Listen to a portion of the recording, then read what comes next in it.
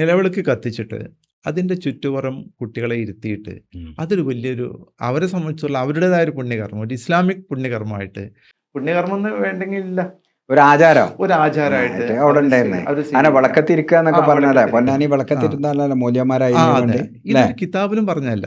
പക്ഷെ കമ്മ്യൂണിസം എന്ന് പറയുന്നത് ഒരു വേറൊരു നിയമസംഹിതയാണ്. അത് ഇസ്ലാമിനെ പോലെ ആകണമെന്ന് പറഞ്ഞാൽ അത് ശരിയാവില്ല. അതുപോലെ ഇസ്ലാം അതുപോലെ കമ്മ്യൂണിസ്റ്റ് പോലെ ആകണമെന്ന് കമ്മ്യൂണിസ്റ്റുകാർ വാശി പിടിച്ചിട്ടും കാര്യമില്ല. നമ്മുടെ മതത്തിൽ നമ്മൾ വിശ്വസിക്കുമ്പോൾ നമ്മൾ വേറൊരു മതത്തെ പ്രാപിക്കാൻ കഴിയില്ല. അതേസമയം നമ്മൾ അവരുമായി കൂടി ജീവിക്കുന്നതിന് യാതൊരു തടസ്സമില്ല. നമസ്കാരം. പോഡ്കാസ്റ്റിന്റെ വേറൊരു എപ്പിസോഡിലേക്ക് സ്വാഗതം. ഇന്ന് നമ്മളെ കൂടെ ഉള്ളത് ഡോക്ടർ ഹുസൈൻ എണ്ടത്താണ്, ചരിത്രകാരൻ, ഒരുപാട് മേഖലകളിൽ കഴിവ് തെളിയിച്ച എൻ്റെ സുഹൃത്താണ്. ഹുസൈൻ സാറേ നമസ്കാരം. അസ്സലാമു അലൈക്കും. ഞാൻ നിങ്ങൾ ആദ്യം കണ്ടൊരു രംഗം ഓർക്കണേ എന്ന് വെച്ചാൽ നമ്മളെ കണ്ണൂരിലെ നിങ്ങളെ പുസ്തക പ്രകാരം. അതിന്റെ മുന്നേ ഞാൻ AP സ്ഥാപനത്തിൽ പഠിച്ച സമയത്തൊക്കെ ഞങ്ങളെ ഗസ്റ്റാണ്. അല്ല, വളാഞ്ചേരി കോളേജ്. ഒരിക്കൽ ഞാനൊരു പരിപാടിക്ക് വന്നതാണ്, ക്യാമ്പിന് വന്നു. അതൊക്കെ നിങ്ങൾക്ക് ഓർമ്മയുണ്ട്? അതെ അതെ, അതൊക്കെ ഓർമ്മയുണ്ട്. പക്ഷെ അതൊക്കെ കഴിഞ്ഞ് ഞാൻ നിങ്ങളായിട്ടൊരു വ്യക്തിബന്ധം ഉണ്ടാക്കണത് നമ്മളെ കണ്ണൂരിലെ നിങ്ങളെ ഇസ്ലാമും കമ്മ്യൂണിസവും എന്തേലും അതിന്റെ പുസ്തകത്തിന്റെ പേര് മുസ്ലിങ്ങളും ആ പുസ്തക പ്രകാശനത്തിന്റെ അന്നാണ്. ഇപ്പൊ നമുക്ക് വമ്പ പരിപാടിയാണ്. അത് ജയരാജേട്ടന് മാത്രം നടത്താൻ പറ്റുന്ന ഒരു പരിപാടി അല്ലേ? പിന്നെ അങ്ങനെ ഒരാള് ശരിക്കും മലപ്പുറത്ത് നടക്കേണ്ട ഒരു പരിപാടിയാണ്. എനിക്കത് അറിയില്ല. ഞാനിങ്ങനെ ജയരാജേട്ടനെ വിളിക്കുന്നു, ഇങ്ങനെ പരിപാടി ഉണ്ട്, അത്ര ജയരാജേട്ടൻ നമ്മൾ അറിയുള്ളൂ. പക്ഷെ ഞാൻ ചെന്ന് നോക്കുമ്പോഴാണ് ഇത് വലിയ പരിപാടി, ഇത്ര ജനം. പിന്നെ നമ്മൾ ഒരുപാട് പരിപാടികളിൽ ഒരുമിച്ച് പങ്കെടുത്ത് ഞങ്ങൾ കണ്ണൂര്, ഞാനും വരലുണ്ട്, നിങ്ങൾക്ക് ഓർമ്മയല്ലേ? സ്ഥിരമായിട്ട് പരിപാടി. അപ്പൊ നമ്മള് അതിന് തന്നെ തുടങ്ങാം. ശരിക്കും നിങ്ങൾ എങ്ങനെയാണ് ഇടതുപക്ഷത്ത് എത്തുന്നത്? എന്താണ് പണ്ട് നിങ്ങൾ ലീഗുകാരനെന്ന് ഞാൻ AP-കാരനായപ്പോ കേട്ടിരുന്നു. അതിലെന്താണ് അങ്ങനെയാണല്ലോ പറയണ്ടേ? ഞാൻ ശരിക്ക് എൻ്റെ മനസ്സ് പണ്ടേ ഒരു ഇടത് മനസ്സാണ്. ഞാനിപ്പോ നല്ല വിശ്വാസിയാണ്, സുന്നി വിശ്വാസിയാണ്, അക്കാലത്ത് നല്ല മുസ്ലിം ലീഗുകാരനാണ്. പക്ഷെ എനിക്ക് എന്നാലും നമുക്ക് ഈ ഇടതുപക്ഷത്തിൻ്റെ ഈ പ്രവർത്തനം, പ്രത്യേകിച്ച് കമ്മ്യൂണിസ്റ്റ് പാർട്ടിയൊക്കെ അതിൻ്റെ ആക്ടിവിറ്റിയൊക്കെ ആകുമ്പോൾ അതിൻ്റെ ആളുകളൊക്കെ, എൻ്റെ നാട്ടിൽ കുറേ കമ്മ്യൂണിസ്റ്റുകാരുള്ള ഒരു സ്ഥലമാണ്. കുറേ മനകളും അതുപോലെ പോപ്പുലേഷനും നോൺ മുസ്ലിംസും മുസ്ലിംസും ഒക്കെ ആയിട്ട് ഇങ്ങനെ ഇടപഴകി ജീവിക്കുന്നൊരു സ്ഥലമാണ്.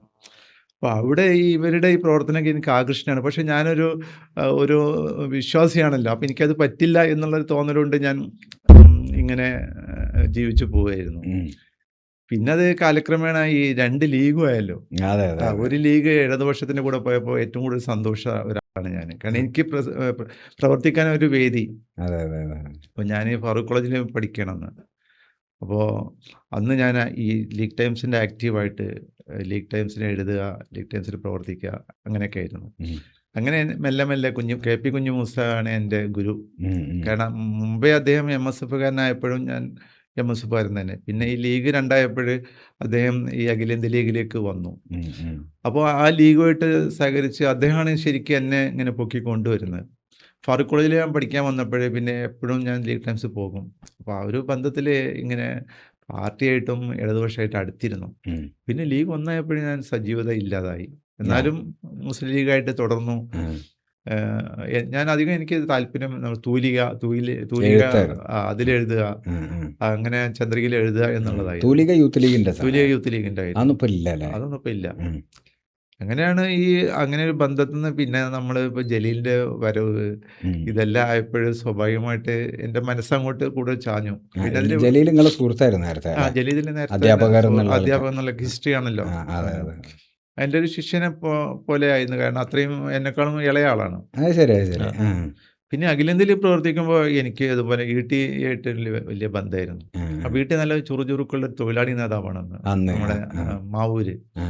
അപ്പോൾ ETയുടെ പ്രസംഗമൊക്കെ അന്ന് വലിയ കാര്യത്തിൽ ഞാൻ കേൾക്കുമായിരുന്നു. ET അന്ന് തന്നെ നല്ല വായിക്കുന്ന ആളാണ്. അപ്പോൾ ഈ കുഞ്ഞുമൂസ അതുപോലെ ET എന്നവരുള്ള ഈ ഒരു ബന്ധമാണ് ശരിക്ക് ഈ ലീഗിൽ നിന്ന് തന്നെ ഒരർത്ഥത്തിൽ ഇടതുപക്ഷത്തേക്ക് കൊണ്ടുവന്നതെന്ന് എനിക്കറിയാം.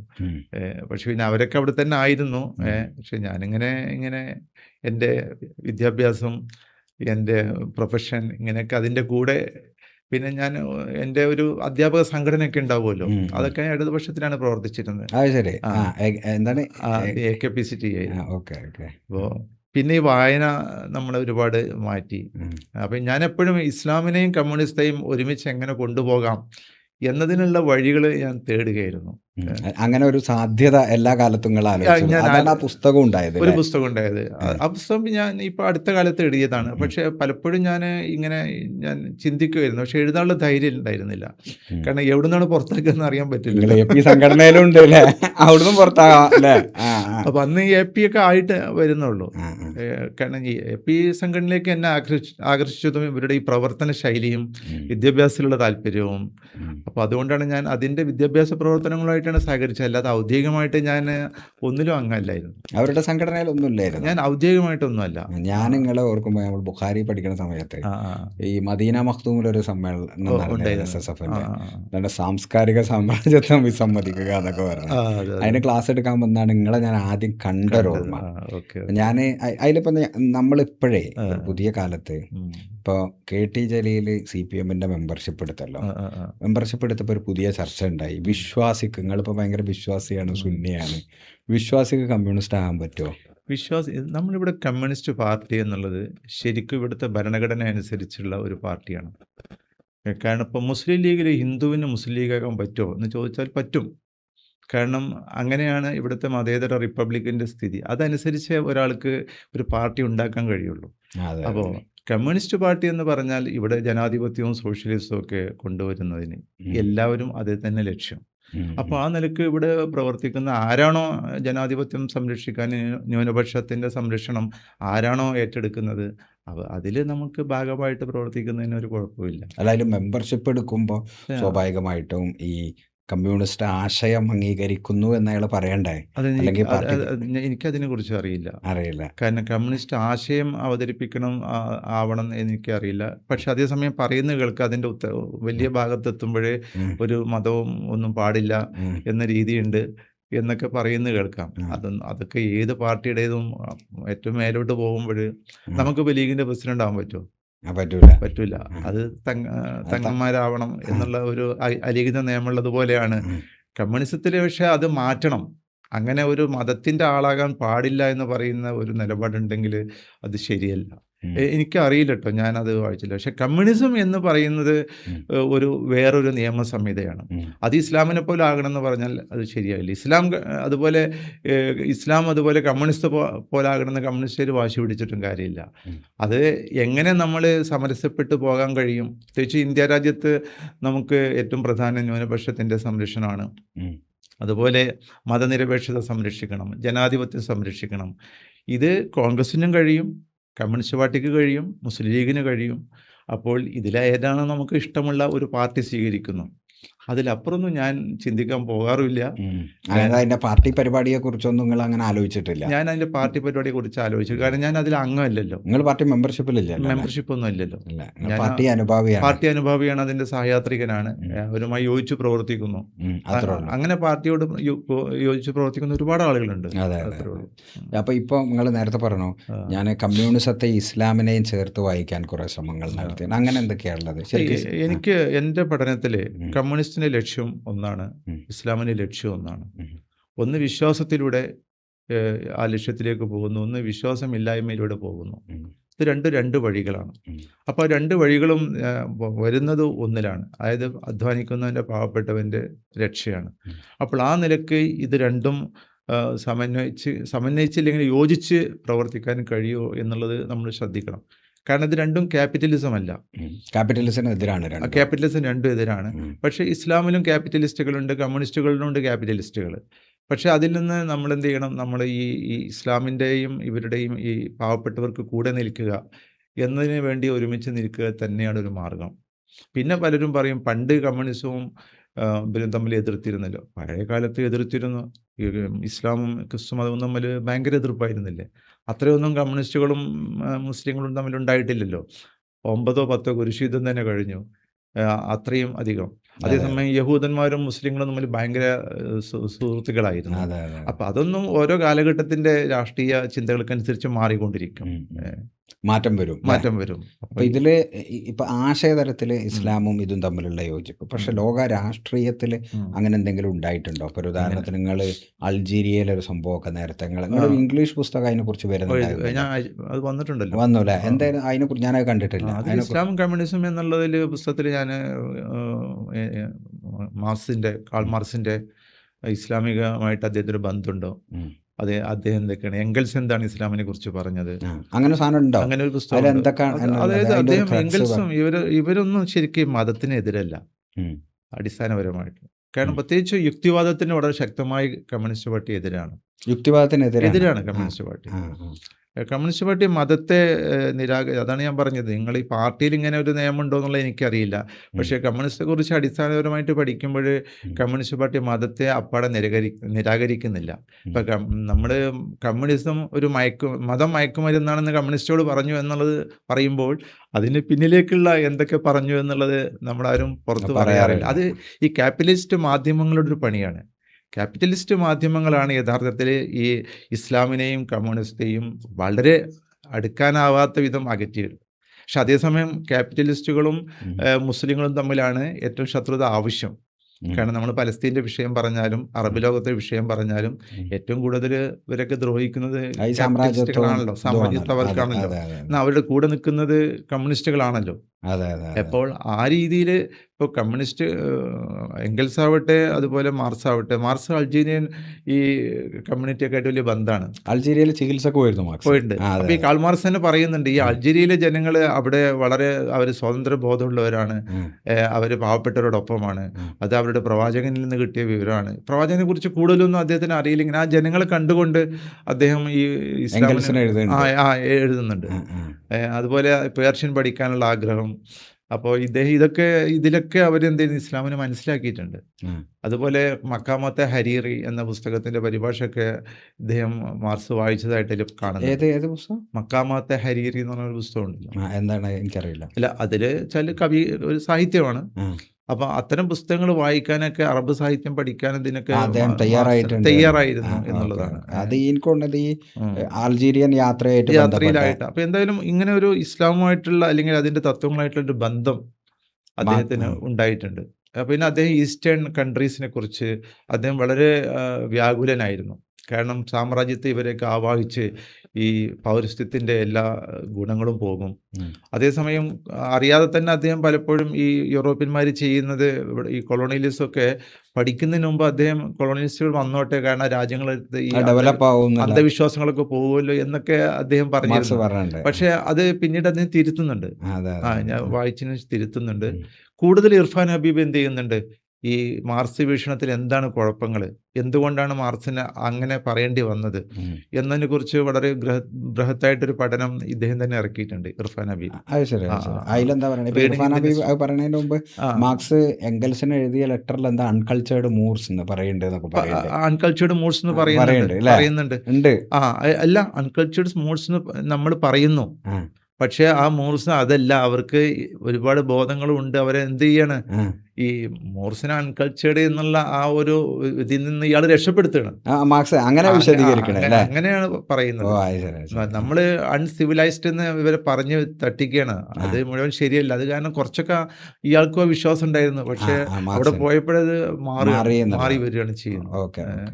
പിന്നെ ഈ മാർക്സിസ്റ്റ് ഇസ്ലാമിന്റെ ആശയതലത്തിൽ ഇപ്പോൾ ഇസ്ലാമിന്റെ ഒരു കീഴാള സബാൾട്ടൻ അണ്ടർസ്റ്റാൻഡിങ് ഉണ്ടല്ലോ, അതും മാർക്സിസ്റ്റും തമ്മിൽ ചേരുന്നുണ്ടോ? ഇപ്പോൾ ഒരു ഉദാഹരണത്തിന് അങ്ങനത്തെ കുറച്ച് ഇപ്പോൾ റസൂലുള്ളാഹിന്റെ ജീവിതത്തിൽ നിന്നൊക്കെ അങ്ങനത്തെ ഒരു സാധനം പറയാൻ പറ്റുമോ?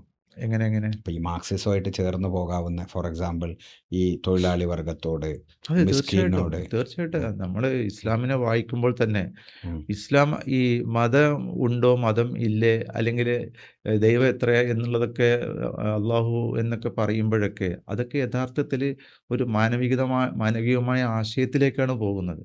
ഇപ്പോൾ ഫോർ എക്സാമ്പിൾ നമ്മളിപ്പോൾ അറിയത്തില്ലത് യുക്കത്ത് ബിത്തി, അത് മതനിഷേധത്തെക്കുറിച്ചാണ് പറയുന്നത്. മതനിഷേധി ആരാണ് എന്നത് അത് എക്സ്പ്ലെയിൻ ചെയ്യാണല്ലോ. അപ്പം അവിടെ എക്സ്പ്ലെയിൻ ചെയ്യുന്ന മതനിഷേധി എന്ന് പറഞ്ഞാൽ പാവങ്ങളെ ഉം. രക്ഷപ്പെടുത്താത്തവൻ ആരാണോ, ഉം. അല്ലെങ്കിൽ പാവങ്ങൾക്ക് വേണ്ടി നിൽക്കാത്തവൻ ആരാണോ, അവനാണ് മതനിഷേധി എന്ന് പറയുന്നത്. ഉം. അപ്പോൾ ബേസിക്കായിട്ട് തന്നെ ഖുർആൻ നിൽക്കുന്നത് ഈ പാവപ്പെട്ടവർക്കാണ്. ഉം. അപ്പോൾ അത് തന്നെയാണല്ലോ ഇപ്പോൾ ഈ കമ്മ്യൂണിസം പറയുന്നത്. ഉം. അപ്പോൾ ആ രീതിയിൽ ഇത് രണ്ടും പ്രവാചകന്റെ യോജിച്ചു. ജീവിതം തന്നെ ഉം. ഈ പാവപ്പെട്ട ജനങ്ങൾക്കുള്ളവരാണ്. കാരണം ഉം. ബൂർഷ്വാസിയെ എതിർക്കുകയാണ്, മക്കയിലെ ഖുറൈശികളെ അദ്ദേഹം എതിർക്കുകയാണ് ചെയ്യുന്നത്. അപ്പോൾ അതിനുള്ള ഏറ്റവും കൂടുതൽ വിഘാതമായി നിൽക്കുന്നത് ഈ ബഹുദൈവ ആരാധനയാണെന്ന് പ്രവാചകൻ തിരിച്ചറിഞ്ഞു. കാരണം ഈ സാമ്രാജ്യത്വവും ക്യാപിറ്റലിസവും ഒക്കെ വളരുന്നത് ബഹുദൈവ വിശ്വാസത്തിലൂടെയാണ്. ഉം. അതുകൊണ്ട് നിങ്ങൾ അതിലേക്ക് പോകാതെ ഏകദൈവത്തെ ആരാധിച്ച് ഒരു മനുഷ്യൻ ഒരു ദൈവം എന്ന രീതിയിലേക്ക് വരണം എന്നുള്ള ഒരു തത്വമാണ് ഉം. അവിടുന്ന് പ്രചരിപ്പിക്കുന്നത്. ഉം. അപ്പോൾ ആ തത്വം ഏകദേശം നമ്മൾ കമ്മ്യൂണിസത്തെ നമ്മൾ പഠിക്കുമ്പോൾ നമുക്കതിന്ന് കിട്ടും. നമ്മൾ ഈ പുറത്ത് പറയുന്ന കമ്മ്യൂണിസം അല്ല യഥാർത്ഥത്തിൽ അടിസ്ഥാനപരമായി നമ്മൾ അതിനെ വായിക്കുമ്പോൾ നമുക്ക് കിട്ടുന്നത്. ഉം. കാരണം ഞാൻ ഈ മതം ഒരു മയക്കുമരുന്നാണ്, ഉം. നമ്മളൊക്കെ മനുഷ്യനെ മയക്കുന്ന മനുഷ്യനെ കറുപ്പാണ്. മയക്കുന്ന കറുപ്പാണ് എന്ന് നമ്മൾ പ്രസംഗിച്ചിരുന്നല്ലോ പണ്ട് അതെ അതെ എന്ന് അതെ. Communist party. പക്ഷെ അതിനു മുമ്പ് ഇതൊക്കെ പറയുന്നുണ്ട്. ഉം. അതായത് ഈ മതം മനുഷ്യനെ മയക്കുന്ന കറുപ്പാണെന്ന് പറയാൻ കാരണം ഈ മനുഷ്യന് വിഷമിക്കുന്ന മനുഷ്യന് ഉം. അവർക്ക് ഒരു ആശ്വാസം കൊടുക്കുന്നതാണ് മതം. അങ്ങനെ മതം ഈ കറുപ്പ് എന്ന് പറഞ്ഞൊരു മരുന്നായിട്ട് ഉപയോഗിക്കും. ഉം. ഈ ഉം. യൂറോപ്പിലൊക്കെ ഓപ്പിയം. ആ ഓപ്പിയായിട്ട് ഉപയോഗിക്കുന്ന യഹൂദന്മാരൊക്കെ ഉപയോഗിക്കുന്നതാണ്. അപ്പോൾ ആ അർത്ഥത്തിലാണ് അദ്ദേഹം പറയുന്നത് ഇത് മനുഷ്യൻ്റെ ഈ വേദനകളിൽ നിന്ന് അവന് സംരക്ഷണം കൊടുക്കാനുള്ള ഒരു മരുന്ന് ഉം. ആണ് എന്ന അർത്ഥത്തിലാണ് അതിൻ്റെ മറ്റുള്ള അതുവരെ പറഞ്ഞ കാര്യങ്ങൾ വായിക്കുമ്പോൾ ഇതിൻ്റെ അർത്ഥം നമുക്ക് മനസ്സിലാക്കുന്നത്. അല്ലാതെ ഇതൊരു മയക്കുമരുന്നാണെന്നുള്ളത് അർത്ഥത്തിലല്ല. മയക്കുമരുന്ന് എന്ന് പറഞ്ഞാലും അത് മനുഷ്യന് ഉപകാരപ്പെടുന്നതല്ല പലപ്പോഴും. അതെ അതെ.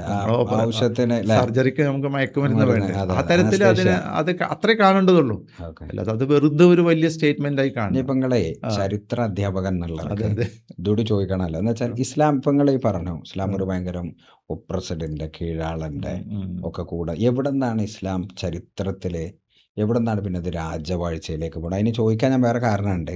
രാജവാഴ്ചയിലേക്കും പിന്നെ ഇസ്ലാമിനെ അങ്ങനെ ഇപ്പം അവസാനം എത്തി നിൽക്കണ ഇപ്പം നമ്മുടെ ഇപ്പം അമേരിക്കയെ സഹായിക്കുന്ന UAEയും സൗദിയാണ് ഈ ഒരു ഫലസ്തീൻ ഇറാൻ യുദ്ധഘട്ടത്തിൽ.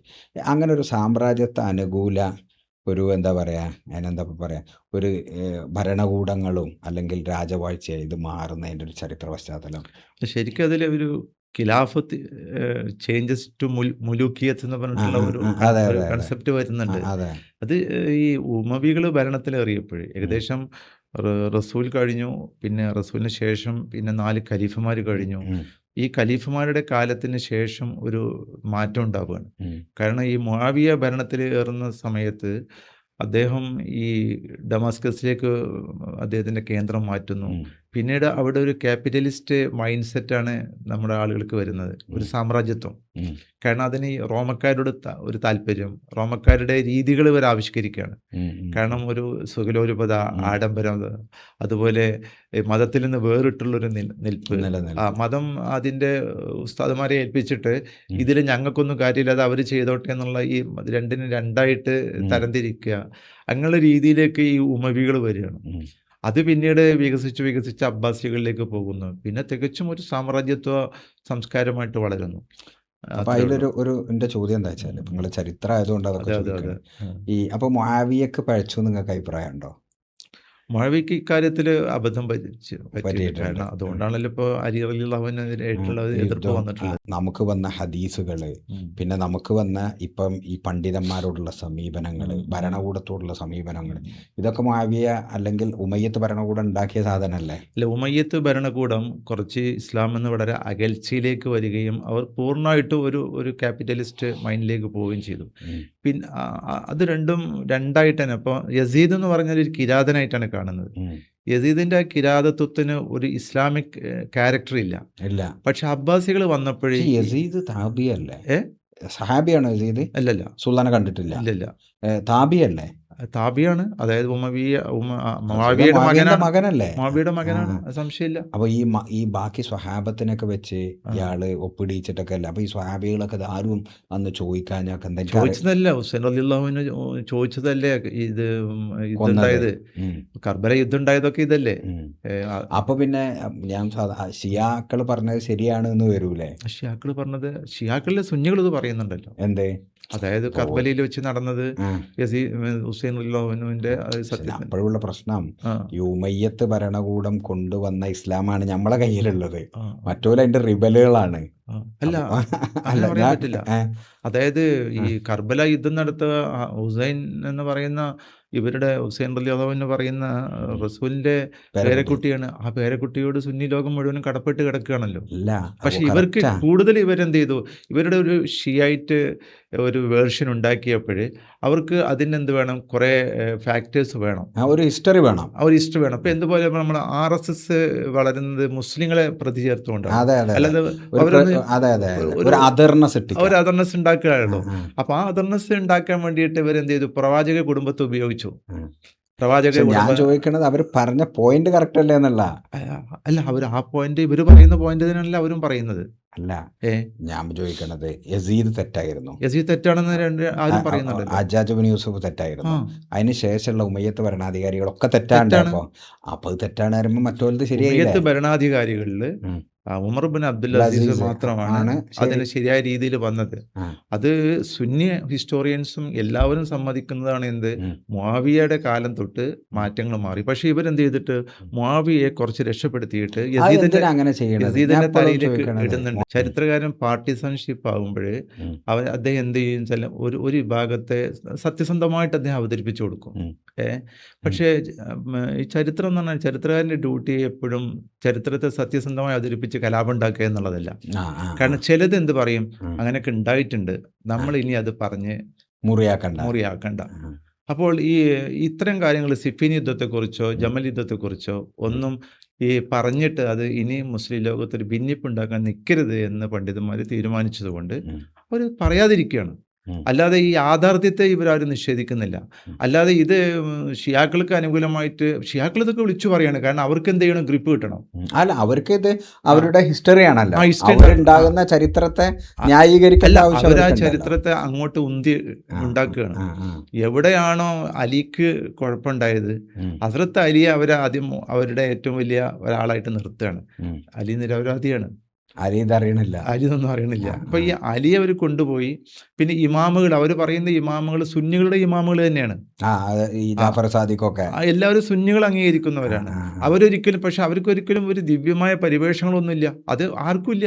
ഉം, ഉം, അതിപ്പോൾ റസൂലിനും ഇല്ലല്ലോ. ഉം, ഉം, അലി റളിയല്ലാഹുവിനും അവർ കൊടുക്കുന്ന ആ ഒരു ഇത് മാത്രമേ ഉള്ളൂ. ഉം, ഉം, അപ്പോൾ ആ നിലയ്ക്ക് ഇവരൊക്കെ എന്നാൽ അത് ഷിയാക്കളുടെ ഇമാമാണ്, അതുകൊണ്ട് ഞങ്ങൾ അയാൾ നരകത്തിലാണെന്ന് പറഞ്ഞിട്ട് പ്രശ്നം ഉണ്ടാക്കുന്നില്ല. ഉം, എന്നാൽ ഇവരൊക്കെ കൊല്ലപ്പെട്ടവരാണ്.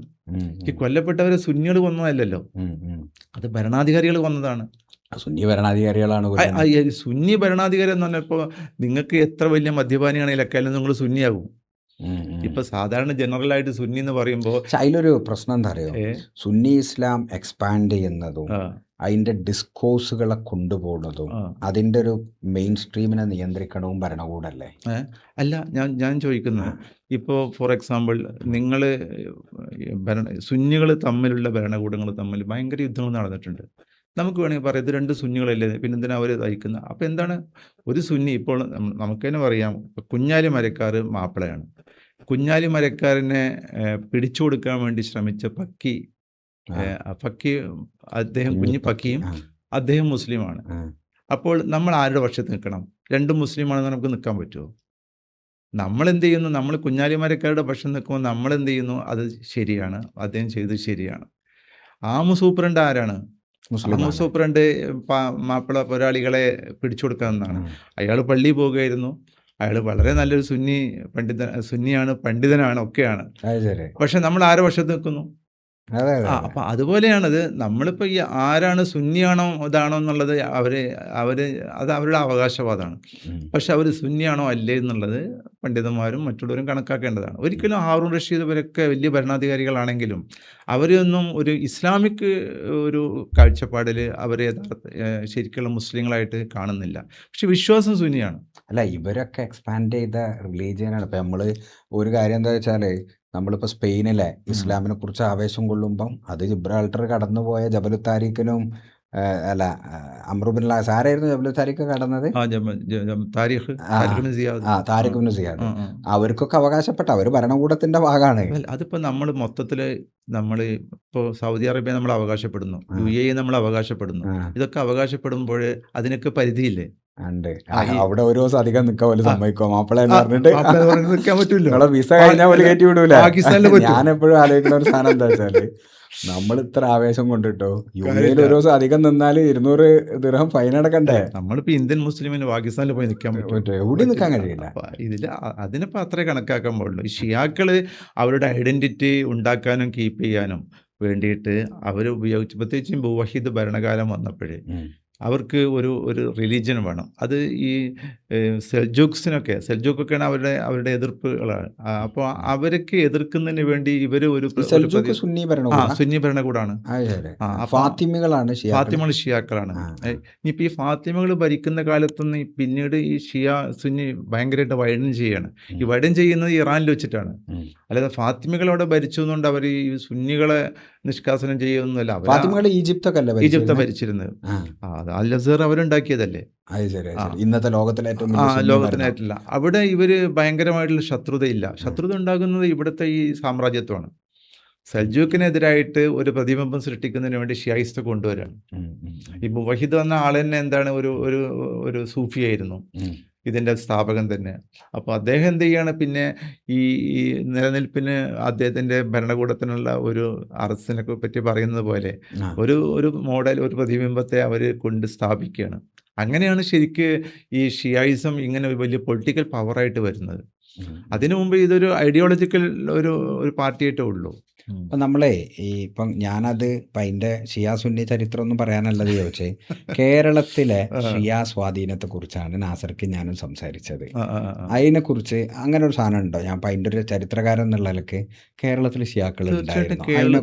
കേരളത്തിൽ ഷിയ സ്വാധീനം ഉണ്ടായിരുന്നു. ഉം. കാരണം പ്രത്യേകിച്ച് ഈ ടിപ്പു സുൽത്താൻ്റെ കാലത്തും ഇവരൊക്കെ ഈ കുറേ പട്ടാണികൾ ഇവിടെ വന്ന് താമസിച്ചിട്ടും, ഉം. അതുപോലെ കുണ്ടോട്ടി തങ്ങളുടെ ഇവരൊക്കെ വരുന്നത് ശരിക്കും ഈ ബീജാപ്പൂർ ഡെക്കാൻ ഏരിയയിൽ നിന്നാണ്. അവിടെ കുറച്ച് ഷിയായിസം അവിടെ ഈ ഷിയായിസും സുന്നീസും ഒക്കെ കൂടി ഒരുമിച്ച് പോവുകയാണ്. ഒരുമിച്ച് തന്നെ ഭയങ്കര ഇന്റർമിക്സ്ഡ് ആണ്. എന്നുവെച്ചാൽ അവിടെ ഭരിച്ചിരുന്ന ഭരണാധികാരികളൊക്കെ ഷിയാക്കളായിരുന്നു.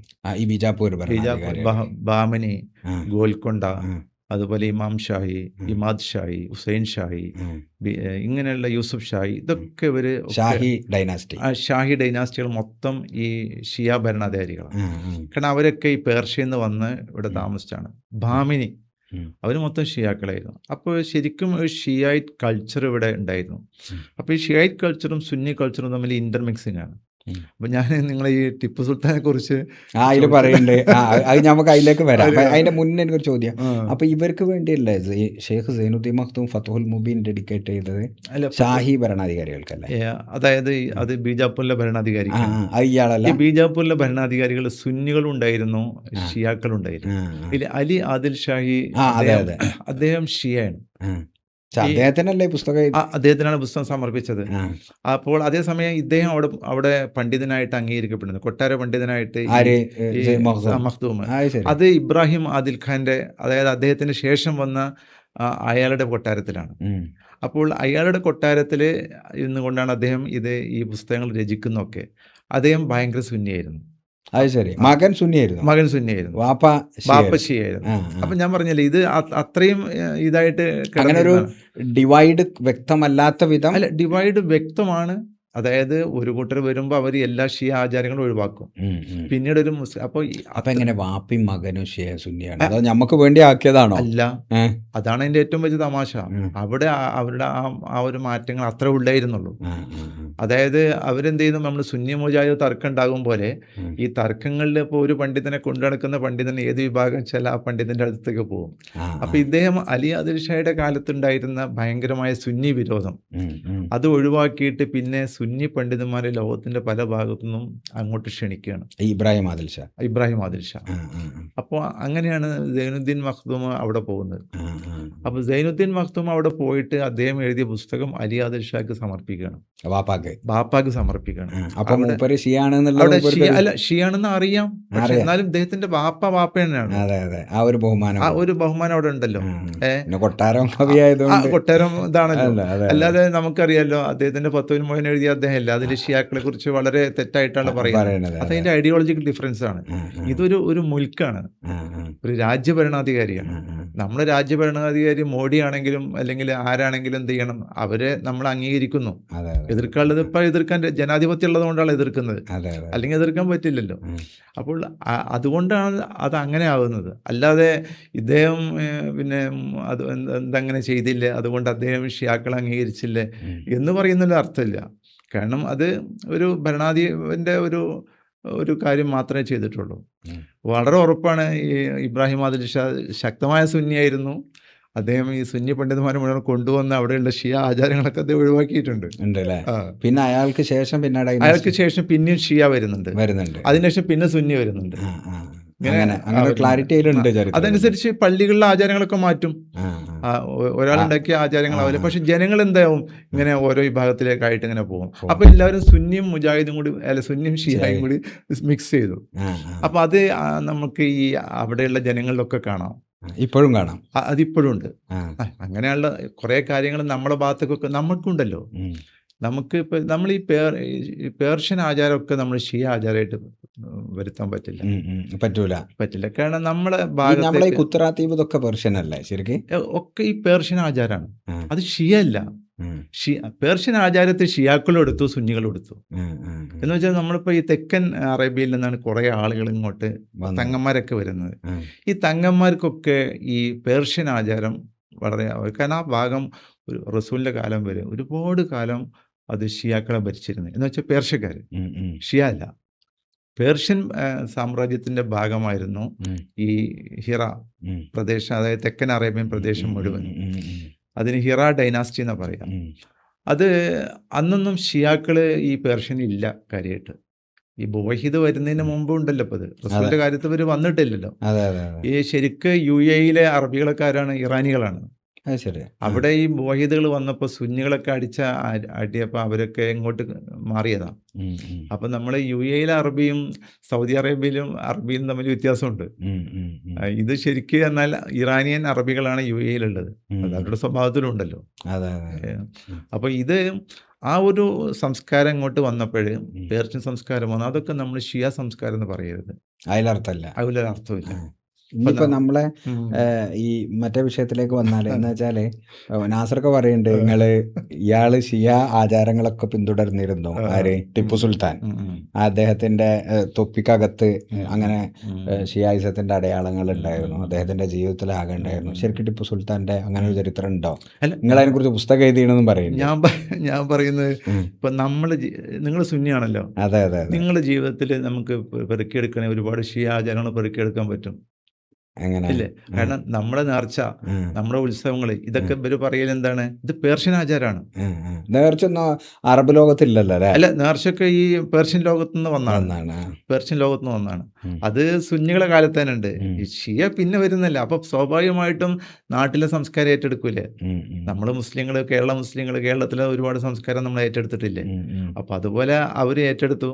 ഷിയാക്കളും ഈ പേർഷ്യൻ സംസ്കാരം ഏറ്റെടുത്തു, സുന്നികൾ ഏറ്റെടുത്തു. അല്ലാതെ ഈ ആചാരങ്ങളൊക്കെ ഷിയാക്കളുടേതെന്ന് പറയുന്നതിൽ അർത്ഥമില്ല. അപ്പോൾ ആ രീതിയിൽ ഈ നേർച്ച ആവട്ടെ, മറ്റുള്ള ഒരുപാട് നമ്മുടെ കർമ്മങ്ങൾ, കാര്യങ്ങൾ, ഇതൊക്കെ പേർഷ്യയിൽ നിന്ന് മറ്റു ഭാഗങ്ങളിലേക്ക് പടർന്നു. അത് പേർഷ്യ പൂർണ്ണമായിട്ടും ഷിയാക്കൾക്ക് അധീനപ്പെട്ടപ്പോൾ അവർ പേർഷ്യൻ ആചാരം കൂടുതൽ സ്വാധീനിച്ചു. പക്ഷെ അതുകൊണ്ട് ഈ ആചാരങ്ങൾ എടുക്കുന്നവരൊക്കെ ഷിയാക്കളാണ്, ഷിയൈറ്റ്സ് ആണെന്ന് പറയാൻ പറ്റില്ല. കാരണം ടിപ്പു സുൽത്താൻ്റെ കൊട്ടാരത്തിൽ നടത്തിയിരുന്ന ഹനഫി ആചാരപ്രകാരമാണ്, അല്ലാതെ ഷിയാക്കളുടെ മതം അദ്ദേഹം അവിടെ നടപ്പാക്കിയിട്ടില്ല.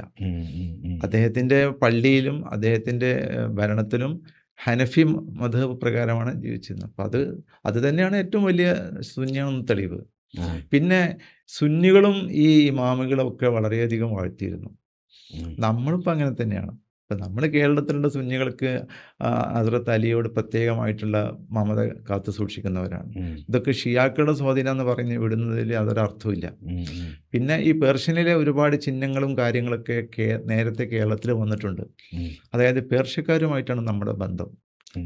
അറബ്സിനേക്കാളും പേർഷ്യക്കാരുമായിട്ട്. നമ്മളിപ്പോൾ അറബ്സ് എന്ന് പറഞ്ഞാൽ ഈ യമൻ ഭാഗത്ത് നിന്ന് വരുന്നവരൊക്കെ നമുക്ക് അറബികളാണ്.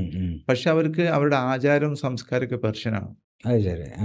കച്ചവടക്കാരായിട്ട് വന്നവരൊക്കെ പേർഷ്യക്കാരാണ്. അപ്പൊ നമ്മൾ വാങ്ക് എന്ന് പറയുന്നു പേർഷ്യനല്ലേ ബാങ്ക്. നമ്മളാരും ആസാൻ എന്ന് പറയുന്നില്ല. നമ്മൾ കച്ചറ എന്ന് പറഞ്ഞാൽ ഈ കച്ചറ എന്നുള്ള വാക്ക് എന്താണ്?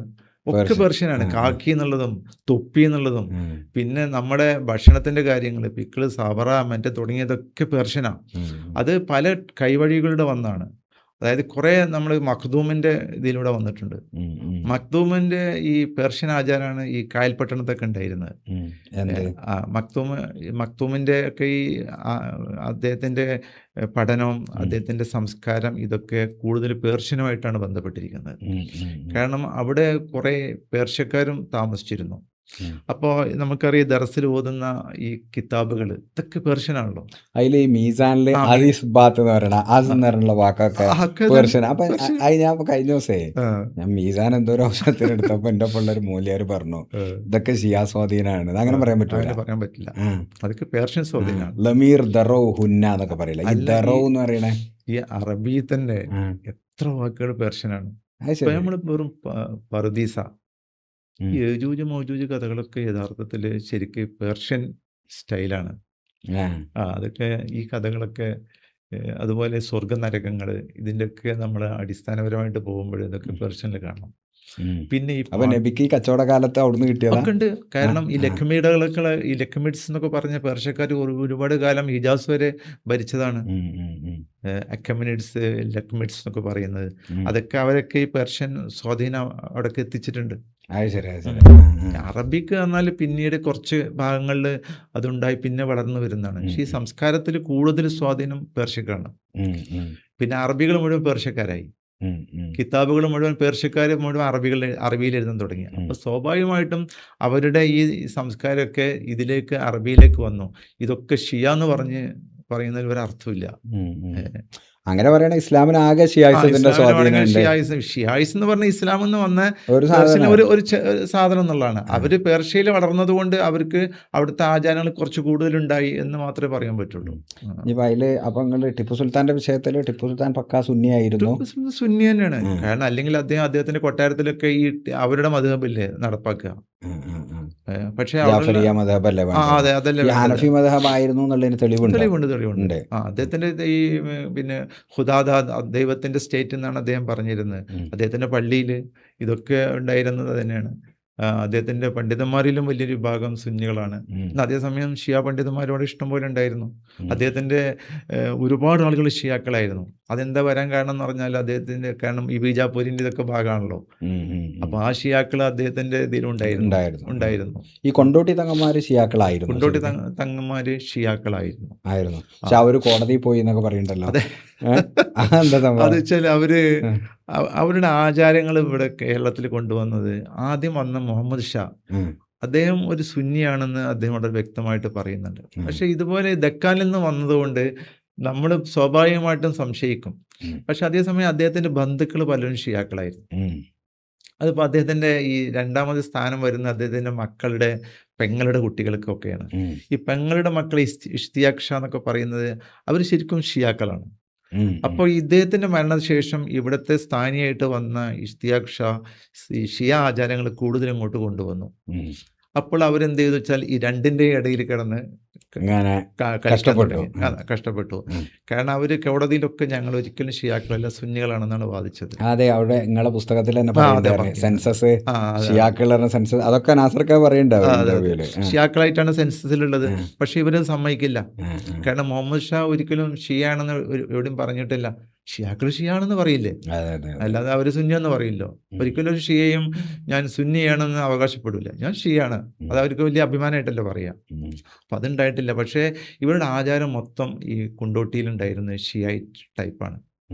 കാരണം അവരുടെ ജൂക്കിയ ഇപ്പം നമ്മുടെ മൊഹറം ഈ പേർഷ്യയിലുള്ള സുന്നികളും അതുപോലെ ഇത് പല ഭാഗത്തും വളരെ വ്യക്തമായിട്ട് ആഘോഷിക്കുന്നവരാണ്. ഏത് ഈ അടിയും പിടിയൊക്കെ? ഈ അടിമ്പിടിയുടെ ചെറിയ ഭാഗം അതെ, സുന്നികളുണ്ട്, മുഹറം നമുക്കും ഇല്ലേ? നമുക്കുണ്ട്. മുഹറം 9, 10 വലിയ 9, 10 പരിപാടിയല്ലേ? വലിയ പരിപാടിയാണ്. അപ്പൊ അതൊക്കെ ഷിയാക്കളുടേതാന്ന് പറയാൻ പറ്റുമോ?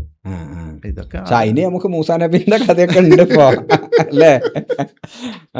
അതിന് വേറെ കാര്യം, ഇപ്പൊ ഈ കൊണ്ടോട്ടി ചങ്ങന്മാരെ പറയുമ്പോ ഈ കൊണ്ടോട്ടി നേർച്ച, ആ, ശരിക്കും ഇപ്പൊ നേർച്ചകൾ ഭയങ്കരമായിട്ട് കുറഞ്ഞല്ലോ.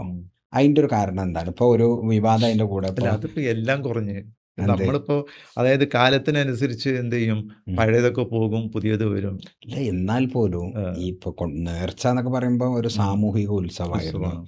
അത് എന്തുകൊണ്ടാണ് കുറയാനുള്ളൊരു അല്ല കാരണം? കുറേ നല്ല പണ്ടത്തെ ഈ മാർക്കറ്റിംഗ് സിസ്റ്റം ഒക്കെ ഇപ്പൊ മാറിയില്ലേ? മാർക്കറ്റിംഗ് ആണോ അതിന്റെ കാരണം? ഇതിന് ഇതൊരു വലിയ അതായത് ഇവരുടെ കൊള്ളക്കൊടുക്കലുകളാണ്. ഉം.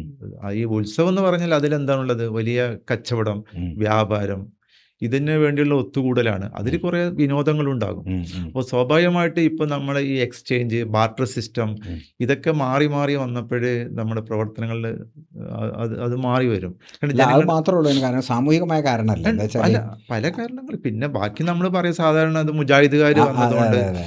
അതാണ് എന്നൊക്കെ ഈ പറയും. വഹാബിസത്തിന്റെ ഒരു സ്വാധീനമാണെന്ന് അഭിപ്രായം നിങ്ങൾക്കില്ലേ? അല്ല വഹാബിസത്തിന്റെ സ്വാധീനം എന്ന് മാത്രമല്ല, ഇപ്പൊ സുന്നികൾ ഇതൊക്കെ മാറ്റിയില്ലേ? ഇപ്പൊ സുന്നികളായി ഉറച്ച് 110 എന്ന് പറയുന്ന സുന്നികൾ നിങ്ങളൊക്കെ പോലത്തെ 110 എവിടെ മൗലൂദോദാനോ അല്ലെങ്കിൽ അങ്ങനെയുള്ള അതൊക്കെ പഴയ കാലത്ത് ഒരു നേരത്തെ ഭക്ഷണം, കൂടിയിരുന്ന് ഭക്ഷണം കഴിക്കുക. ഇന്ന് ജനങ്ങൾ കൂടുതലൊക്കെ ഉള്ളിലോട്ട് വലിയാണ്. എന്റെ ചോദ്യം അതല്ല. ഇപ്പൊ നമ്മൾ ഇപ്പൊ ഈ നിലവിളക്ക്, ഞാൻ കൊണ്ടോട്ടി നേർച്ച കൊണ്ടുവരാനുള്ള കാരണം ഇപ്പൊ ഫാത്തിമ തഹലിയ നിലവിളക്ക് കളത്തി വെച്ചപ്പോ സമസ്ത പറഞ്ഞു അന്യമതസ്ഥരുടെ ആചാരമാണ്, അത് കത്തിക്കാൻ പാടില്ല. എന്തായാലും നിങ്ങളെ അഭിപ്രായം? നിങ്ങൾ എന്നെ കുളത്തിലാക്കരുത്. ഇല്ല, നിങ്ങളെ കുളത്തിലാക്കാൻ ഇത് ഒരു സാന്ദർഭികമായ ഒരു ചോദ്യമാണ്. ഇതിലിപ്പോ അതിന്റെ ഒരു സാമൂഹിക പശ്ചാത്തലങ്ങൾ പറഞ്ഞാൽ മതി. അതിന്റെ ഇസ്ലാം ഫത്വ നിങ്ങൾ അല്ല പറയാം. എനിക്കതിൽ ഫത്വ കൊടുക്കാനോ അത് ഇസ്ലാമികമാണോ അല്ലേ ഒന്നും പറയേണ്ട ആവശ്യമില്ല. അങ്ങനെ സാധനം ഇവിടെ ഒരു ഉണ്ടായിരുന്നില്ല. അവകാശം എനിക്കില്ല. അതെ, അതെ, അതെ. പണ്ഡിതന്മാർ പറഞ്ഞെങ്കിൽ അവർക്ക് അതിന് എന്തുണ്ടാകും, അവരുടേതായ കാരണങ്ങൾ ഉണ്ടാകും. പക്ഷെ നമ്മളൊരു ചരിത്ര വിദ്യാർത്ഥി എന്നുള്ളതിലേക്ക് അതാ ഞാൻ ചോദിച്ചത്. നോക്കിക്കാണുന്ന മാത്രം. ആ. അതായത് ഈ നിലവിളക്ക് കൊളുത്തുക എന്നൊക്കെ പറയുമ്പോൾ അത് ഇസ്ലാമിനെ സംബന്ധിച്ചിടത്തോളം ഇവിടെ കേരളത്തിൻ്റെ അല്ലെങ്കിൽ ഹിന്ദു ആചാരപ്രകാരം ദീപത്തിന് വലിയ പ്രാധാന്യമുണ്ട്. ദീപം അതെ, അതെ, കത്തിക്കുക, അതെ. അഗ്നി. വൈകുന്നേരം അഗ്നി ആരാധിക്കുക എന്നുള്ളത് മാത്രമല്ല, വെളിച്ചം, അതെ, അതെ, അതെ. അസതോമ സത്കമയ, ഉം. അതിൽ പറയുന്നത് തന്നെ ഇരുട്ടിൽ നിന്ന് വെളിച്ചത്തിലേക്ക് എന്നുള്ളതാണ്. അതിന് ദീപത്തിന് വലിയ പ്രാധാന്യം കൊടുക്കുന്നുണ്ട്. ഉം. നിലവിളക്ക് അവരുടെ ഒരു പുണ്യ സാധനമാണ്, ഉം. പുണ്യ വസ്തുവാണ്. കല്യാണത്തിനായാലും അമ്പലത്തിലായാലും കൊട്ടാരത്തിലായാലും ഒക്കെ നിലവിളക്ക് അത് അവര് കൊടുക്കും. അപ്പോൾ സൈനുദ്ദീൻ മഖ്ദൂമും ഒക്കെ അങ്ങനെയുള്ള ഇസ്ലാമുമായിട്ട് ഇവിടെ വന്നപ്പോൾ അവർക്ക് ഇത് ബോധിച്ചു, ഇത് നല്ല ഒന്നാണ് വിളക്ക് കത്തിക്കുക എന്നുള്ളത്. ഉം. അപ്പോൾ അദ്ദേഹം എന്ത് ചെയ്യാണ്, അദ്ദേഹത്തിൻ്റെ പള്ളിയിൽ ഈ ഒരു ആചാരം കൊണ്ടുവരികയാണ്. പൊന്നാനി പള്ളിയിൽ. പൊന്നാനി പള്ളിയിൽ നിലവിളക്ക് കത്തിച്ചിട്ട് അതിൻ്റെ ചുറ്റുപുറം കുട്ടികളെ ഇരുത്തിയിട്ട് അതൊരു വലിയൊരു അവരെ സംബന്ധിച്ചുള്ള അവരുടേതായ ഒരു പുണ്യകർമ്മം, ഒരു ഇസ്ലാമിക് പുണ്യകർമ്മമായിട്ട്, പുണ്യകർമ്മം എന്ന് വേണ്ടെങ്കിൽ ഇല്ല, ഒരു ആചാരം, ഒരു ആചാരമായിട്ട് അവിടെ ഉണ്ടായിരുന്നേ. അങ്ങനെ വിളക്കത്തിരിക്കുക എന്നൊക്കെ പറഞ്ഞാലേ പൊന്നാനി വിളക്കത്തിരുന്നാലല്ലോ മൂല്യന്മാരായി. ഇതൊരു കിതാബിലും പറഞ്ഞല്ല, ഏതെങ്കിലും രാജ്യത്തും ഇതില്ല. അപ്പൊ എന്തുകൊണ്ടാണ് സൈനുദ്ദീൻ മഖ്ദൂം അങ്ങനെ ചെയ്തത്? മഖ്ദൂമിന്റെ പിന്തുടരുന്ന സമസ്തയാണ് ഇപ്പൊ അതിനെ എതിർക്കുന്നത്. അതൊന്നും എനിക്കറിയില്ല.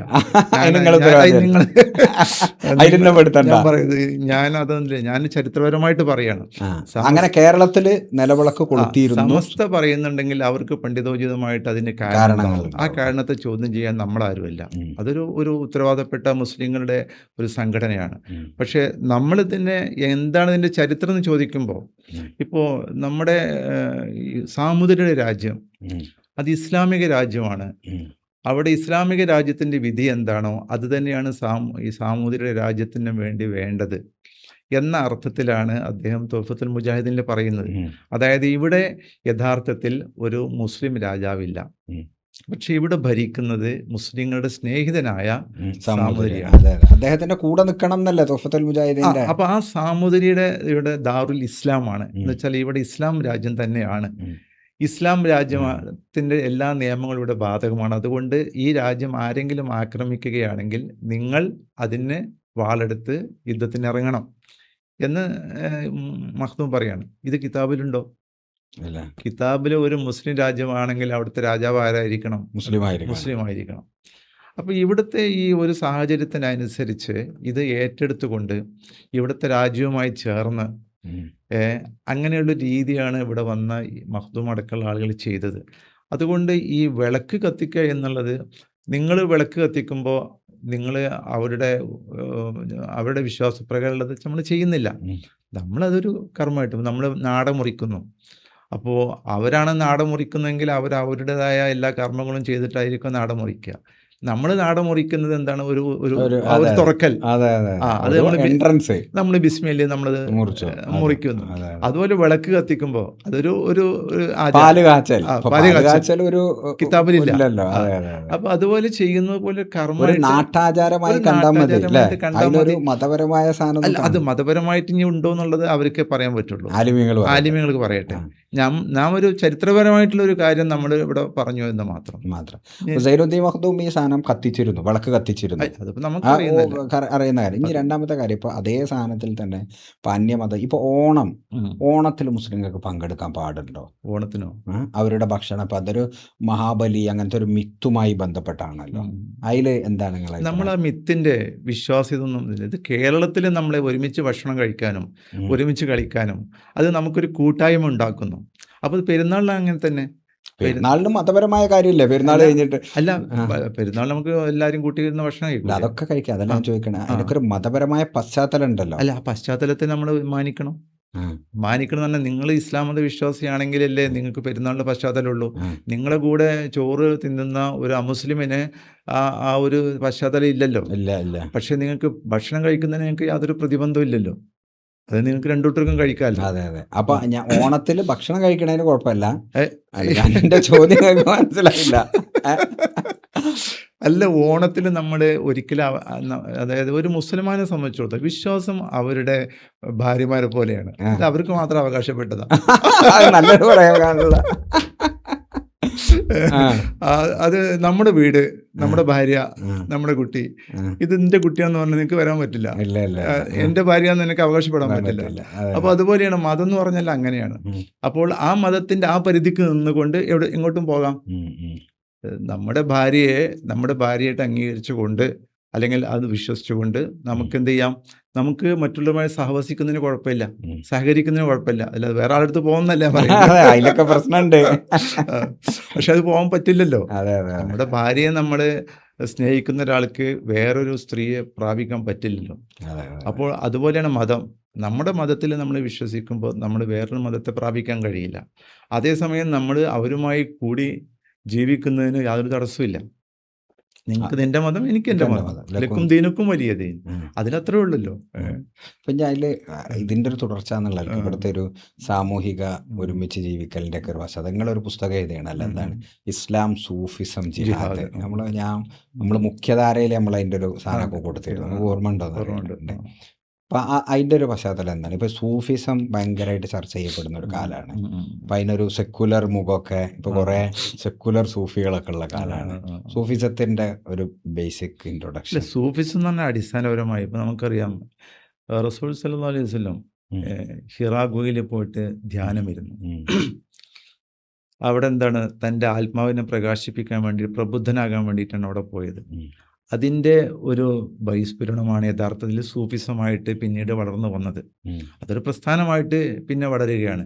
കാരണം ഇപ്പുറത്ത് ഒരു വലിയ മലീമസമായ ഒരു ചുറ്റുപാടുണ്ടാകുമ്പോൾ അതിനെ ചെറുക്കുന്നതിന് വേണ്ടി ഇങ്ങനെ ആത്മീയമായി ചിന്തിക്കുകയും വിചാരിക്കുകയും ചെയ്തുകൊണ്ട് അവർ ഇങ്ങനെ തപസ്സനുഷ്ഠിച്ചു, ഒരു പ്രബുദ്ധതയുണ്ടായി പ്രവർത്തിച്ചുകൊണ്ട് വന്ന ഒരു സമൂഹമായിട്ട് അവർ വളർന്നു.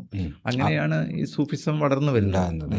അസ്ഹാബു സുഫ എന്നൊക്കെ ആ, പറയുന്ന സഹാബ് സുഫയും അതിനുശേഷം വരുന്ന പല തരീഖത്തുകൾ, പല മാർഗങ്ങൾ, അങ്ങനെ അവർ പല വിഭാഗങ്ങളായിട്ട് തിരിക്കുന്നു. പക്ഷെ അവർ തമ്മിൽ ശത്രുതയില്ല. അതെ അതെ. എല്ലാവരും ഇപ്പോൾ നിങ്ങൾക്ക് ഒരു ഖാദിരി ആവാം, ചിഷ്തി ആവാം, ആ, നക്ഷബന്ദി ആവാം, സുഹ്രവർദി ആകാം. പക്ഷേ അതുകൊണ്ടൊന്നും നിങ്ങൾ തമ്മിൽ ശത്രുതയില്ല. നിങ്ങൾ ഓരോ മാർഗം തിരഞ്ഞെടുത്തു അതെ എന്ന് അതെ. മാത്രമേ ഉള്ളൂ. സമസ്തയെന്ന് പുറത്താക്കുന്നുള്ളൂ അല്ലേ? അങ്ങനെ അതൊന്നും ഇവിടെ ചർച്ചയില്ല. ഒന്നാമത് ഞാൻ സമസ്തക്കാരനായതുകൊണ്ട് അതെ എനിക്ക് അതെ. എനിക്ക് പറയാലോ. നിങ്ങൾക്ക് പറയാം. അതെ, ബാക്കി അപ്പം ഞാൻ എൻ്റെ ഒരു ചോദ്യം എന്താ വെച്ചാൽ, അപ്പം ഈ ലോകത്തെ ഈ സൂഫി ധാരകളുണ്ടല്ലോ, ഈ സൂഫി ധാരകൾ ഈ ഭരണകൂടവുമായി അവരുടെ ഒരു എൻഗേജ്മെന്റ് എങ്ങനെയായിരുന്നു? അപ്പം അവർ ഇപ്പം അത് തുടരുന്നത് എങ്ങനെയാണ്? പക്ഷേ ശരിക്കും അടിസ്ഥാനപരമായി ഈ ഭരണകൂടങ്ങളുള്ള അവരുടെ എൻഗേജ്മെൻറ്റ് ഈ പല സൂഫി ത്വരീഖകളും മാർഗങ്ങളും പല രീതിയിലാണ്. ഇപ്പം ചിസ്തികൾ ഭരണകൂടവുമായിട്ട് ഒരു തരത്തിലും അവർ ചേരില്ല. ഫോർ എക്സാമ്പിൾ നമ്മൾ നിസാമുദ്ദീൻ ഔലിയ ഡൽഹിയിലുള്ള അതെ അതെ അവർ അദ്ദേഹത്തിൻ്റെ ജീവിതകാലത്ത് 7 ഭരണാധികാരികൾ ഡൽഹിയിൽ ഭരിച്ചിട്ടുണ്ട്. ഒരൊറ്റ ആളെടുത്തും അദ്ദേഹം പോയിട്ടില്ല. പോകുന്നത് ഭയങ്കര പാപമാണെന്ന് വിചാരിച്ചിരുന്നില്ല. അത് ശരി. പക്ഷെ സുഹ്രവർദികൾ അങ്ങനെയല്ല. അവരെന്ത് ചെയ്യും, ഭരണാധികാരിയോട് കൂടി നിന്ന് ഈ പ്രഭുക്കളായ ആളുകളെ ഇസ്ലാമികവൽക്കരിക്കുകയായിരുന്നു അവരുടെ ലക്ഷ്യം. അതുകൊണ്ട് അവർ എപ്പോഴും കൊട്ടാരത്ത് പോക്കും, സുഖലോലുമായി ജീവിക്കും, എല്ലാ ആഡംബരങ്ങളും അവർക്കുണ്ടായിരുന്നു. അങ്ങനെ 2 ധാരകളാണ്. അത് രണ്ടും ആവശ്യമാണ്. കാരണം പാവപ്പെട്ടവരുടെ ഒക്കെ മാത്രം എന്നാൽ എല്ലാവരും ആ ഒരു കർമ്മം ചെയ്യാൻ ആള് വേണ്ടേ, മറ്റേ ക്ലാസ്സിന് ആള് വേണ്ടേ. അപ്പോൾ ഈ സൂഫികളുടെ ഒരു സ്റ്റൈൽ അങ്ങനെയായിരുന്നു. അപ്പൊ അതിപ്പോഴും നമുക്ക് കാണാൻ പറ്റുമല്ലോ. പാവപ്പെട്ടായിട്ട് ജീവിക്കുന്ന സൂഫികളുണ്ട്, വലിയ മുതലാളിമാരായിട്ട് ജീവിക്കുന്ന സൂഫികളുണ്ടല്ലോ. പിന്നെ സിൻസിയറിറ്റി എന്ന് പറഞ്ഞാൽ എല്ലാത്തിലും വേണം. അതിന് നമ്മളിപ്പോ ചോദ്യം ചെയ്യുന്നതിൽ അർത്ഥമൊന്നുമില്ല. ഇപ്പൊ ഹാജയാണല്ലോ ഇവിടെ ഇന്ത്യയിൽ ഇതുകൊണ്ട് അദ്ദേഹത്തിന്റെ ഗുരുവൊക്കെ ആരായിരുന്നു? ഖാജ എന്ന അദ്ദേഹത്തിന് ഉസ്മാൻ ഹർബി എന്നൊക്കെ പറഞ്ഞിട്ടുള്ള അദ്ദേഹം. പിന്നെ അദ്ദേഹമാണ് ആദ്യം ഇന്ത്യയിൽ വരുന്നത്. ഇന്ത്യയിലേക്ക് വരാൻ അദ്ദേഹത്തിന് ഒരു സ്വപ്ന ദർശനം ഉണ്ടായിരുന്നു. അങ്ങനെ അദ്ദേഹം ഇന്ത്യയിൽ വരികയാണ്. അതിനു മുമ്പുള്ള ആളുകളൊക്കെ മധ്യേഷ്യയിലാണ് അവരുടെ പ്രവർത്തനമൊക്കെ ഉണ്ടായിരുന്നത്. ശരിക്കും ചിഷ്താണ് അത് മധ്യേഷ്യയിലെ ഒരു പ്രദേശമാണ്. അങ്ങനെയാണ് ചിഷ്തി എഴുതുന്നത്. പിന്നെ ഇന്ത്യയിൽ അവര് അജ്മീറിൽ താമസമാക്കിയതാണ്. അജ്മീറിൽ അപ്പൊ അന്ന് ചൗഹാൻ ആരാണ് ഇന്ത്യ ഭരിക്കണത്? അപ്പൊ അവരായിട്ടൊന്നും ഒരു കോംപ്രമൈസിന്റെ അവരടുത്ത് കോംപ്രമൈസ് പറഞ്ഞാൽ പലപ്പോഴും യുദ്ധങ്ങൾ ഉണ്ടായിട്ടുണ്ട്. അവരായിട്ട് പ്രശ്നം യുദ്ധങ്ങൾ ഉണ്ടായിട്ടുണ്ട്. യുദ്ധങ്ങൾ എന്ന് പറഞ്ഞാൽ ഇവരുമായിട്ട് ശത്രുത ഉണ്ടായിട്ടുണ്ട്. അതേസമയം പലപ്പോഴും സഹവാസം ഉണ്ടായിട്ടുണ്ട്. അതൊക്കെ സന്ദർഭത്തിനനുസരിച്ചുള്ളതായിരുന്നു. ഈ കേരളത്തിലെ സൂഫിധാരകൾ ഇതുപോലെ തന്നെയാണ്. കേരളത്തിൽ ഇപ്പം നമ്മൾ സാധാരണ പറയുന്ന ഖാദിരികളാണ് ഉണ്ടായിരുന്നത്. ഈ ഖാദിരി സൂഫികളവിടെ കൊണ്ടുവരുന്ന ശരിക്കും മഖ്ദൂമുകളാണ്. അവര് ഖാദിരികളായിരുന്നു. പിന്നെ ഉണ്ടാകുന്ന ബാലവികളാണ്. അത് നമ്മുടെ ഈ ഹദർമൗത്ത് എന്ന് വന്ന അവര് അത് രണ്ടും ഏകദേശമൊക്കെ ഒരുപോലെ തന്നെയാണ്. ബാലവികളിൽ പിന്നെ ഷാദിലി ഉണ്ടാവുന്നുണ്ട്. ഹദ്ദാദൊക്കെ ബാലവികളുടെ ഒരു അവരുടെ ഒരു ലിറ്റനീസ് ആണ് അതൊക്കെ. അതല്ല എല്ലാ വീട്ടിലും അതുണ്ടായിരുന്നല്ലോ. സുന്നി ഇപ്പൊ ഉണ്ടോന്ന് എനിക്കറിയില്ല. സുന്നി വീടുകളിലൊക്കെ ഉണ്ട് അല്ലേ? പള്ളികളിൽ എല്ലാ ദിവസവും ഹദ്ദാദ് പള്ളികൾ തന്നെ ഉണ്ട്. ആ പേരിൽ തന്നെ പള്ളികളുണ്ട് അല്ലേ? അപ്പൊ ഹദ്ദാദൊക്കെ ഈ ബാലവി തരീഖത്തിന്റെ ഭാഗമായിട്ട്. പിന്നെ എപ്പോഴാണ് കേരളത്തിൽ നൂരിഷാ തരീഖത്ത്? അത് സമസ്തന്റെ ഒക്കെ അത് സമസ്തയുടെ ഈ നൂരിഷാ തരീഖത്തും ശരിക്കും ഈ ഖാദിരിയുടെ ഒക്കെ ഇതിന്റെ ഒരു ഭാഗം തന്നെയാണ്. അതിൽ നിന്നുണ്ടായ ചെറിയ മാറ്റങ്ങൾ മാത്രമേ ഉള്ളൂ. പക്ഷെ ഇവിടെ വന്നപ്പോൾ അത് കുറച്ച് ഇഷ്യൂസ് ഉണ്ടായി. ഇവിടുത്തെ സമസ്തക്കാരുമായിട്ടുണ്ടായ ഇഷ്യൂസാണ്. അത് ചെറിയ ചെറിയ പ്രശ്നങ്ങളായിട്ടാണ് എനിക്ക് തോന്നുന്നത്. കാരണം അവരുണ്ടാക്കിയാണല്ലോ പട്ടിക്കാട് ജാമിയാനൂരിയൊക്കെ. അദ്ദേഹത്തിന്റെ ഒരു പേര് കൊണ്ട് ഉണ്ടാക്കിയതാണ്. അത് അവരുണ്ടാക്കിയെന്ന് പറയാൻ പറ്റില്ല. അദ്ദേഹത്തോട് അന്ന് അദ്ദേഹം സമസ്തയുടെ ഒക്കെ ഭാഗമാണ്. അപ്പൊ അദ്ദേഹത്തിന്റെ പേര് വെച്ചുകൊണ്ട് ആ സ്ഥാപനം ഉണ്ടാക്കി. അങ്ങനെയാണല്ലേ? കാരണം അതിന്റെ സ്ഥലം കൊടുത്ത ആളൊക്കെ ഈ നൂരിഷായുടെ ഏറ്റവും അടുത്ത ഒരാളായിരുന്നു. കാരണം അന്ന് സമസ്ത മൊത്തം അങ്ങനെയാണല്ലോ. സമസ്ത അംഗീകരിച്ചിരുന്ന ഒരാളായിട്ടാണ്. പിന്നെയാണ് ഈ നൂരിശക്ക് ശേഷം സമസ്തകൾക്കൊരു ത്വരീഖത്തിനൊരു പേടി വന്നില്ല. അങ്ങനെ തോന്നിയാണ്. സമസ്ത പൊതുവെ എനിക്ക് അങ്ങനെ തരീഖത്തുകൾ അത്ര വലിയൊരു അതിന് പ്രചരിപ്പിക്കാറുണ്ടായിരുന്നില്ല. കാരണം പിന്നെ അത് കമ്മിറ്റി പോലെ പണ്ടൊക്കെ പറഞ്ഞാല് സൂഫി ഷെയ്ഖ് അങ്ങനെ ആയിരുന്നല്ലോ. പക്ഷെ സമസ്തയൊക്കെ വന്നപ്പോഴെന്താണെന്ന് വെച്ചാൽ അത് ഈ മോഡേൺ ടൈപ്പില് പ്രസിഡന്റ് സെക്രട്ടറി എന്നുള്ള, കാരണം അത് രജിസ്റ്റർ ചെയ്യണം, അതുപോലെ നിയമത്തിന്റെ ഭാഗമാക്കണം. അപ്പോഴൊന്നും ഈ സൂഫിയും ഷെയ്ഖും തരീഖത്തൊന്നും നടക്കില്ലല്ലോ. അപ്പൊ ആ രീതിയിലേക്ക് പ്രവർത്തനം മാറി. കേരളത്തിൽ ഇപ്പൊ ഈ കള്ളത്തരീക്കത്തുകൾ എന്നൊക്കെ പറയണ അതും കുറെ ഇല്ലേ? അങ്ങനെ ഈ കള്ളം നമ്മൾ ഇത് തിരിക്കാനൊന്നും ആൾക്കാരല്ല. അതിൽ കൊരൂരുകൾ എന്ന് പറഞ്ഞൊരു വിഭാഗം. അവരെ കുറിച്ച് നിങ്ങൾ അറിയാൻ വേണ്ടിയത് അറിയാനാണല്ലോ നിങ്ങൾ ചരിത്രത്തിലെ വലിയ. അല്ല, എനിക്ക് അതിനെ കുറിച്ച് കാരണം ഇങ്ങനെ കേട്ടിട്ടുണ്ട്. കൊരൂർ ഷെയ്ഖ്, താമരശ്ശേരിക്കാര്, ഞങ്ങളുടെ നാട്ടിൽ കൊടുവള്ളിക്കാര് കൊടുവള്ളിക്കാരെന്ന് പറയും. ആ, ഞങ്ങളുടെ ആ. നാട്ടിൽ താമരശ്ശേരിക്കാരെന്ന് ആ പറയും. അത് ശരി. നിങ്ങൾ കുറച്ച് ദൂരമായപ്പോ അങ്ങനെ അതെന്താ നിങ്ങളെ അറിയില്ല. നാട്ടിലുണ്ടോ ഞങ്ങളുടെ നാട്ടിലുണ്ട്. രണ്ടത്താണി ഉണ്ടല്ലോ ഉണ്ട് കുറച്ച്. രണ്ടത്താണി വിഭാഗങ്ങളുണ്ട്. ആ ആ അവർ ഈ സുന്നികൾ അവരെ മാറ്റി നിർത്തിയിട്ടുണ്ട്. ഉം, അവർക്ക് അവരെ പള്ളിയിൽ വരാൻ പാടില്ല, ഉം, ഉം, ശ്മശാനം ഉപയോഗിക്കാൻ പാടില്ല. അപ്പോൾ അവരെന്ത് ചെയ്തു, വേറെ പള്ളിയുണ്ട്, വേറെ ശ്മശാനമുണ്ട്. ഉം, അങ്ങനെ വളരെ ഒരു കാലത്ത് വളരെ ശക്തമായ വേർതിരിവുണ്ടായിരുന്നു. ഉം. ഇപ്പോൾ പിന്നെ അത്രയും വേർതിരിവ് കാണുന്നില്ല. അവരൊക്കെ ഒരുമിച്ച് ജീവിക്കുന്നു. പക്ഷെ എന്നാലും കല്യാണം അങ്ങനത്തെ കാര്യങ്ങളൊന്നും നടക്കുന്നില്ല. ഉം. കാരണം ഇത് എന്തോ ഒരു വ്യാജ ഒരു സ്യൂഡോ സൂഫിസാണ് എന്നുള്ള നിലക്കാണ് പക്ഷെ അവർക്കും ഇതിനൊരു ന്യായം ഉണ്ടാവൂലേ? എന്തായിരിക്കും നിങ്ങൾ അങ്ങനെ മനസ്സിലാക്കണം? എനിക്ക് അറിയാൻ വേണ്ടി ഞാൻ ചോദിക്കണേ. എനിക്കതിനെ കുറിച്ച് അറിയില്ല, ഞാൻ പഠിച്ചിട്ടില്ല. പഠിച്ചിട്ടില്ല അല്ലേ? എന്താ വെച്ചാൽ അവർക്ക് നിസ്കാരം വേണ്ടാന്നോ, ഇത് മാത്രം മതിയെന്നോ? എനിക്കറിയില്ല. എൻ്റെ കുറേ ഫ്രണ്ട്സ് അതിലുണ്ട്. ഞാൻ അതൊന്നും ചോദിക്കാറില്ല. ചോദിക്കണ്ടേ? അല്ല, അതൊക്കെ ചോദിക്കുമ്പോൾ ഞങ്ങൾ തമ്മിലുള്ള ബന്ധത്തിൽ ഒരു ഇത് ഉണ്ടാവരുത് വിചാരിച്ചിട്ട്. ഞാൻ പണ്ഡിതനൊന്നും അല്ലല്ലോ. സ്റ്റുഡിയോസ് ആയിട്ട് പറയാം. അല്ല, ഞാൻ ചരിത്രമായിട്ട് അവരായിട്ടുള്ള ബന്ധമാണ്. ചരിത്ര പഠനത്തിലുള്ള ഇന്ത്യ ചരിത്രമൊക്കെ പഠിക്കുന്ന അങ്ങനത്തെ കുറേ കുട്ടികളെ ഞാൻ വളർത്തിയെടുത്തിട്ടുണ്ട്. അതിലുള്ള സ്റ്റുഡൻസ് ഒക്കെ ഉണ്ട്. എത്ര പോപ്പുലേഷൻ ഉണ്ടാവും ഇവര് ഈ കൊരൂരുകള്? ഈ കൊരൂരുകൾ ഇങ്ങനെ കീഴ്ശ്ശേരി ഉണ്ട്. ഞങ്ങളെ നാട്ടിൽ, എൻ്റെ മുക്കത്ത് കീഴ്ശ്ശേരി, പിന്നെ കൊടുവള്ളി, ഞങ്ങളെ അച്ചുപ്പറ, ഐക്കരപ്പടി, അങ്ങനെ കുറെ ഉണ്ടാവും കേട്ടോ. എനിക്ക് അങ്ങനെ വിചാരിക്കുന്നത് അവരവരിതിലെ കല്യാണം നടത്തുള്ളൂ. എല്ലാം സെൻട്രലൈസ്ഡ് സിസ്റ്റം ആണ്. ഈ ത്വരീക്കത്തിന്റെ ഒരു സാധ്യതയെ കുറിച്ചാണ്. ഇപ്പൊ പുതിയ കുറെ തരീക്കത്തുകളൊക്കെ ഉണ്ടായിണല്ലോ. അപ്പം നിങ്ങൾ ഏതെങ്കിലും തരീക്കത്തിലുണ്ടോ? എനിക്ക് അങ്ങനത്തെ പ്രത്യേകിച്ച് തരീക്കത്തൊന്നും ഇല്ല. ഗുരു ഒന്നും ആവശ്യമില്ല. അല്ല, ഞാൻ അങ്ങനൊന്നും ഇല്ല. നിങ്ങളെന്നെ മുറബിയാണ്? നിങ്ങളൊന്ന് മുറബി മുർഷിദൊക്കെ ആണോ? അല്ല, ഞാൻ നല്ല, എനിക്ക് ആത്മീയമായിട്ടുള്ള ആളുകളെ എനിക്ക് ഭയങ്കര ഇഷ്ടമാണ്. കാരണം അവരുടെ ഉപദേശം, അവരുടെ ആ മുഖഭാവം, ഇതൊക്കെ എപ്പോഴും ഒരു സമാധാനത്തിൻ്റെ ഒരു സ്റ്റൈലായിരിക്കുമല്ലോ. നമുക്കതിന് ആരോടും ശത്രുതൊന്നുമില്ല. അപ്പോൾ ഞാനിപ്പോൾ ഞാൻ സുന്നി ആയതുകൊണ്ട് തന്നെ എനിക്ക് രണ്ട് സമസ്തനോടും സ്നേഹമുള്ളത്.